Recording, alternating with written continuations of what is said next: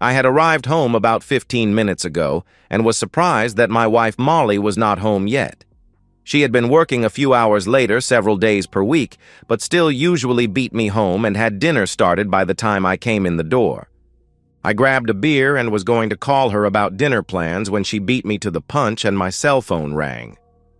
"Hello, darling, are you still at work?" I inquired. "Yes, Jack, I'm still here, but we are leaving now. I have a surprise for you that I think you're going to like. At least I hope you do. I know I'm going to like it. We need to talk when I get home, so please make sure you are around and ready for a conversation when I get there. I'll be home in 20 minutes. "Should I start dinner or run out and pick something up?" I asked. "No, Jack. We won't have time for that tonight. At least not until later. But Jack, just remember that I love you and only you and I can't wait to see you."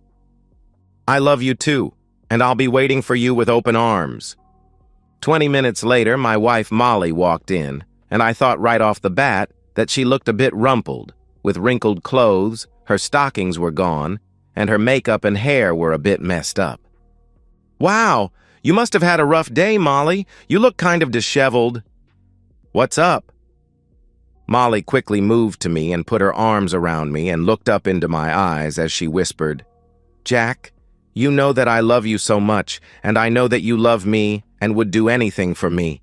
Do you agree?" "Sure, Molly. I might not kill for you, but I would do just about anything else. So, what's bringing this conversation up? I can't wait to hear what predicament you've gotten into this time." "It's nothing like that, Jack. Just let me talk, and when I am done, you can ask me questions. You know how you pretty much let me decide almost all of our decisions, and you are so nice to me and loving that you let me do almost anything that I want." "Well, I was telling my boss Ralph about our relationship over the last few weeks, and he had a few ideas that seemed to make sense to me. He had me read a few stories about submissive men who like to be dominated by their women and how this really helps make their relationship work. I have to admit, Jack, the stories were very good and really got my fantasies going over the last few weeks. Molly, yes, I am nice to you and let you have your way about any of the decisions that aren't life-altering or major. But if you remember, I decided on the house we would buy, the cars we would buy, how we invest our money, and the major financial decisions. But I admit, I love letting you make the decisions on the things that are important to you that make you happy, like vacations, what movies to see, what restaurant to go to, even what clothes I should wear. But I don't think that makes me submissive, just in love with you and wanting you to be happy. My dad told me the secret to a happy and stress-free marriage is to not sweat the small stuff. Then he reminded me that almost everything is small stuff and life should be lived as positively and happily as possible. Okay, Jack, but I still think my boss was right when I compare you to him. He is domineering, powerful, and takes what he wants. People cower to his strong personality, and they do what he decides, not the other way around. He explained to me that he is an alpha male, dominant, and at the top of the pecking order, while people like you, although they are loving and nice, are more beta males and like to be dominated and submissive. They may not know it yet, but it's there waiting to come out. Well, I think that is some third-degree pop psychology nonsense, and I totally disagree. But where are you headed with this? When I said that, I saw some guilt, and the confidence that had been there faded a bit. Jack, my boss has told me that he is going to be intimate with me in a way I've never experienced before. He is well endowed and often brags about his skills. Over the past few weeks, after hours in his office, he had me feel it occasionally, and I have to admit it was quite prominent and responsive as I explored it. I know it wasn't right, and I probably crossed the line that a young married wife should avoid, but it really excited me, and I've been having fantasies about him the last few weeks, as he had been seducing me at the office. He explained to me that you are probably going to really enjoy me being intimate with him, that you, being submissive, might even want to watch, and if not that, you and I will have the most incredible intimacy of our lives when you reclaim me after I have a session with him. I looked at her, waiting for the punchline to come out, but suddenly realized she was serious and that she was telling me she really had been feeling him up and who knows what else. What the heck, Molly, you have to be kidding. How would you ever think I would put up with that? Jack, I know you love me, and I know you want me to be happy. I'm convinced that this will bring our love and our intimate life to a whole new level. Molly, are you telling me that you've been intimate with your boss? What the heck have you been doing, Molly? I asked angrily. Oh no, Jack, I would never cheat on you. Nonsense, you already have. You've been having intimate conversations with Ralph, and you've already told me that you felt his private parts. Has he been intimate with you? I asked. She cast her eyes down and couldn't look me in the eye as she said, No, Jack, not yet. He did touch me intimately in the car on the drive over here, and he is waiting in the driveway for us to have this conversation, and then he is coming up to our bedroom and we are going to be intimate. You can watch if you want. Ralph would like that. But if not, when we are done, you can come up and I will let you do anything and everything to me that you ever might have fantasized about.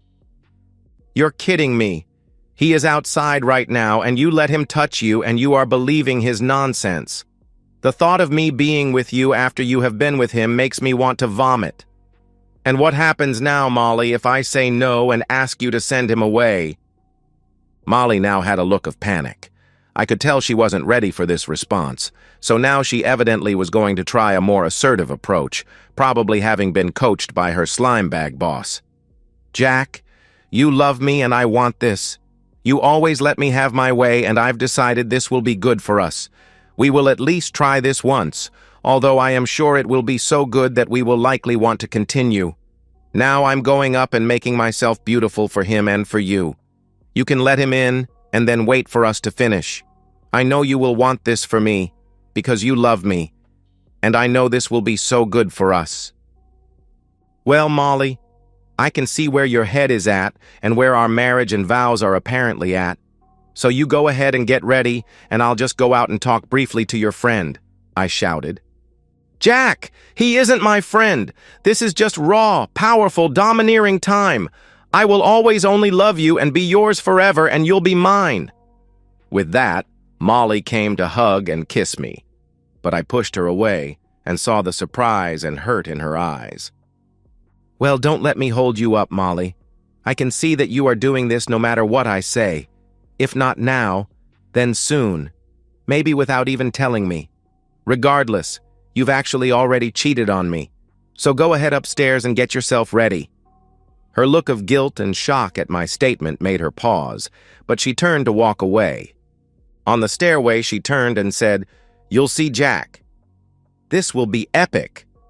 Yes, Molly, it is going to be epic. You have that right. After she climbed the stairs, I went into her purse and took out her car keys, her house keys, and her phone. From her wallet, I took out our joint credit card, and I then went into the kitchen and grabbed a tea towel from the linen drawer and a few zip ties from the utility drawer. I also grabbed a very large meat carver from the knife drawer and went out to meet Ralph. Ralph was sitting in his car in the driver's seat, reading his phone, and when I came out, he lowered his driver's window and said, Well, little Jack, I guess your wife told you the score? Don't worry, I'll still let her have time with you, at least for now, until she is fully under my power. You'll enjoy.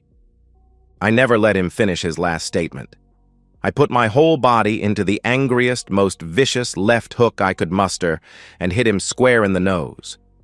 The satisfying crunch of bones and the gush of blood confirmed that I had done some damage. As the blood gushed from his face onto his Brooks Brothers suit and the seat of his Mercedes, I handed him the tea towel and said, Here, you might want this, Ralphie. He quickly brought it up to his nose, and as he did, I wrapped a zip tie around his left wrist, pulled it up and looped it around the bar for his head restraint, and pulled the zip tie tight. I then opened the car door and gave him another left hook, although this one went straight to his private area.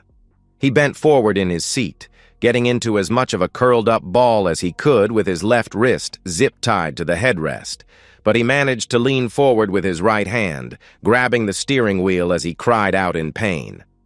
I immediately seized the opportunity to zip-tie his right hand to the steering wheel. I leaned over by his face and said, "So is the big, strong, dominant alpha male having an issue asserting himself? What a pathetic scumbag. You analyzed me and this entire situation as poorly as possible, and you are going to learn the error of your ways.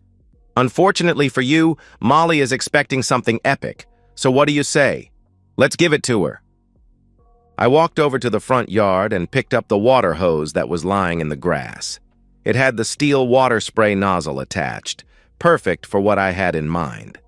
I walked back to the side of the car, swinging the hose next to my body like you would swing a lasso or a sling, and after building up an acceptable amount of speed and momentum, I let it slam into the passenger window, shattering it into a tumbling mass of safety glass pieces, covering the inside seat and floor of his car.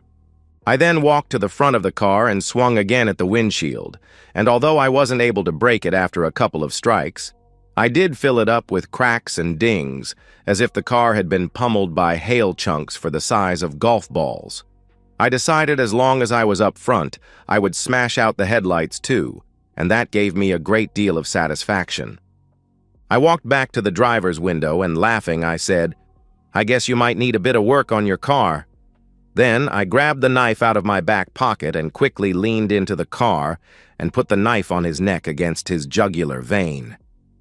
In my most intimidating voice, I hissed, "How many times did you be intimate with my wife as you tried to convince her that I would allow this to happen?" I could see the fear in his eyes as he stuttered. "Just twice over the last few weeks. It didn't mean anything. It was just physical for both her and me. Just let me walk away and you'll never see me again." I looked at him like he was some pathetic form of scum and said, "I am not going to kill you, at least not right now. But if I hear anything from the police or if I get any other issues coming my way about our little talk today, then I'll be back to find you. If you go to the police, I'll likely go to jail. Maybe I'll get bail, maybe not. Maybe I'll do some time, maybe not. Regardless, at some point in your future, I'll find you. Maybe in a parking lot walking to your car. Maybe in the elevator at work. I'll find you and I'll slit your throat and spit on your face as I watch you die. It's your choice. This can be the last time you ever see me, or you can be watching over your shoulder for the next week, month, year, until the time to end you is right." With that, I leaned over him, stuck the knife into the passenger seat, and said, "Your friend Molly is going to need this to cut you free so you can drive her away. Or maybe she'll be driving you to the ER. Whatever. Just make sure you get her out of my sight." I walked into the house, and when Molly heard the front door close, she yelled down from the bedroom, "Is that you, Ralph? Come up her and be with your friend. Did you get everything worked out with Jack?" My first thought was, what an incredible fool. Who was this woman? I replied, "Molly, Ralph is still out in his car. He wants you to come out and talk to him. I think he might be having second thoughts." A minute later, Molly came down, no doubt wearing lingerie I had bought her underneath the robe she had thrown on. "What happened, Jack? Did you assure him things were okay?" "Molly, I assured him what his future entailed depending on his course of action. You should probably step out and talk to him." She gave me a look of confusion and said, "Jack, please remember I love you and this will make us strong." "Sure, Molly. I already feel stronger." She smiled and walked out the front door, and I immediately locked it behind her. I walked to the garage and pushed the lockout for the garage door opener, and it was when I was walking upstairs that I heard her screams. "What have you done? Jack, you come out here this instant and fix this." I ignored her request, went up to the bedroom, and pulled out one of our carry-on suitcases.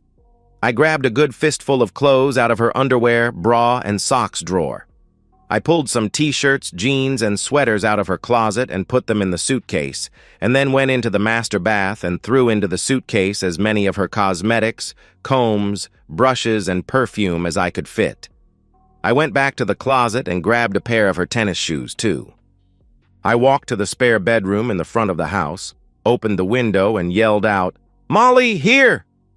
You might need this," tossing the suitcase out onto the driveway.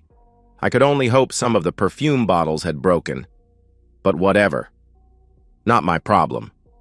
I then hurled the tennis shoes, taking aim at her head, but she managed to duck both of my throws. She looked up at me with tears in her eyes and said, "Jack, please, what are you doing?" I was sure this was something you wanted. "I'm sorry. I didn't want to make you mad or hurt you. I can't believe how cruel and vicious you have been to Ralph. For God's sake, he is my boss. Please, Jack, let me in, and we can talk our way through this." I looked at her and said, "Molly, I can't even begin to tell you how ridiculous you've sounded since you came home with your little ploy to turn me into your passive observer. I'm wondering if you had a stroke, or are on drugs, or maybe I just never knew how shallow and pathetic you really are. Whatever, it doesn't matter at this point. I want you to get out of here. You should probably drive your friend to the hospital, but on the way, make sure to ask him about what happens if one word of today's actions comes back on me from the police or anyone else. I'll get the rest of your stuff packed into bags and you can tell me where to drop it off, but don't you dare come back to this house ever again." With that, I slammed down the window, went back downstairs, opened the front door, and threw her purse at her head, this time at least catching her in the chest. Before I slammed the door, I couldn't resist adding, "Was that epic enough for you, Molly?" I locked the door and walked to the kitchen to open my second beer of the day. I realized I needed to talk to my lawyer right away, just in case the police showed up. I also needed a reference for a good divorce attorney. I went to the front window and saw Ralph yelling and cussing at Molly as she cut the zip ties off. She put her suitcase into the trunk. He got out and moved into the back seat and lied down, and she got in the car, sobbing and looking like she was in shock as she put it into reverse and backed out of the driveway. As the adrenaline in my system settled out and I started to relax, I was totally blown away by what had happened, how my wife had gone off the rails so badly. I was amazed and somewhat scared at what I had done in a fit of anger to her boss. I was way too close to actually slitting his throat, and now understand that she just isn't worth it. I laughed when I thought about the line of nonsense he fed her about being the alpha and me being the beta. Being a nice, easygoing guy and letting your wife have the final word on the benign decisions was done out of love and a quest for a happy wife, a happy life marriage. But she should have never misunderstood kindness for being a submissive beta personality that would let her observe me with a dumb person like Ralph. Wow, I never saw that coming. Molly stayed away from the house for the next several days. I kept getting calls from unknown cell phones and assumed they were Molly's since I had confiscated hers. Finally, she left a voicemail, pleading for me to return a call to her on that number so we could talk this through. I knew that it was only a matter of time until I had to face her, and given that no police had shown up to put me in handcuffs, I thought I had dodged one bullet, and now I should finish this fiasco. I called Molly and told her to be over in 1 hour and we could talk. I hung up, finished packing up everything in the house that I thought was hers, and sat on the front steps waiting for her. Molly pulled up in her car, which she had evidently retrieved from work. I didn't know if she had been staying with Ralph, her parents or friends, or in a motel, and I was a bit surprised at myself for not really caring where she had been. She hopped out of the car and gave me a tentative wave before walking over to sit down on the front steps with me. Her face conveyed a myriad of emotions, including a bit of regret, shame, guilt, and apprehension. Her face looked puffy and blotted, indicating to me that she had been crying a lot and getting very little sleep. She sheepishly looked over at me and said, "Jack, I am so sorry for what I did. I don't know how I let Ralph talk me into approaching you about me being intimate with him and you being submissive and liking it. I have thought back over the last few weeks and don't understand how I fell for his whole line of nonsense.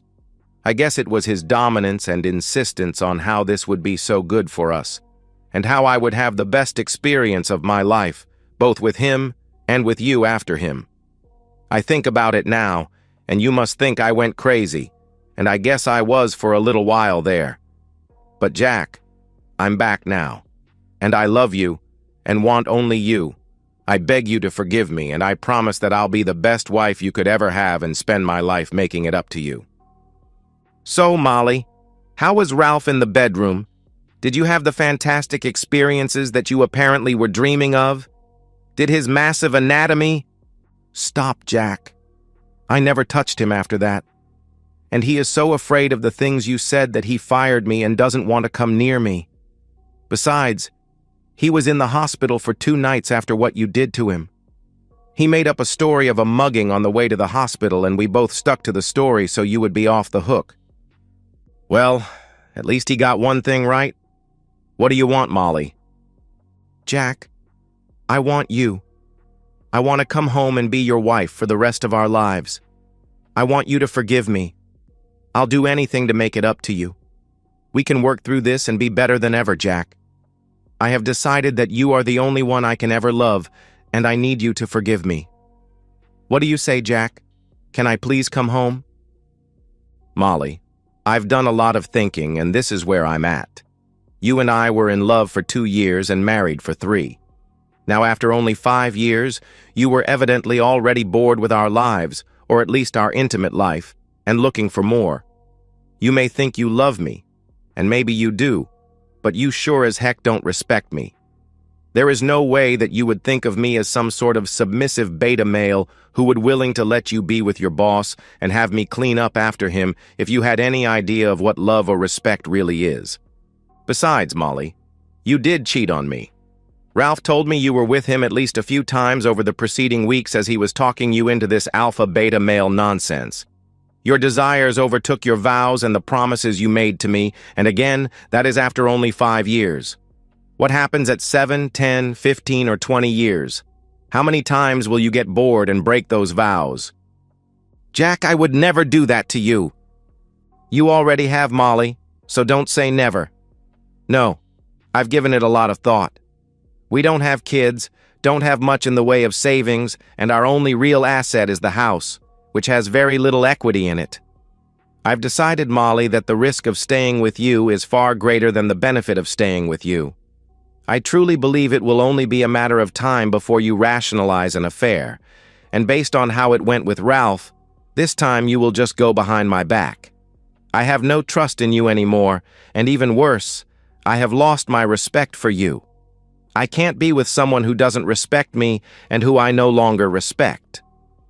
Molly had started tearing up as I was explaining my decision, and she was now sobbing as I told her we were finished. "Molly, we are getting divorced. You keep your car, I'll keep mine. We can split the savings, sell the house, and both walk away. We're both still young, and I'm hoping to start again with someone who will love me and respect me for who I am.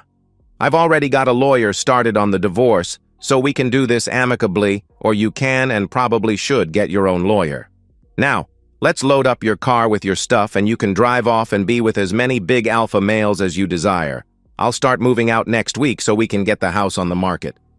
"No, Jack, no. You have to forgive me. I need you. I love you. I do respect you. It was only a mistake that I was conned into. You have to forgive me." "Molly, I'm sorry. I've said everything there is to say. Now it's time to move on with our lives. And should our paths cross in the future, let's just have the grace to say hi, but keep walking by, and I hope you find whatever it was that you were looking for." With that, I started to load her possessions into her car, and when we were finished, I just looked at her, said goodbye, walked into the house, and closed the door on our marriage. And so, we've reached the end of today's story. Was it what you expected, or did it take a twist you didn't see coming? I'm curious to hear your thoughts. Share them in the comments below, and let's get a conversation going. If this story kept you hooked, make sure to hit that like button. And if you're new here or just haven't subscribed yet, now's the perfect time to join our community. I bring you fresh, captivating stories every day, so click that subscribe button and turn on notifications so you never miss out. Thanks for watching, and I'll see you in the next one.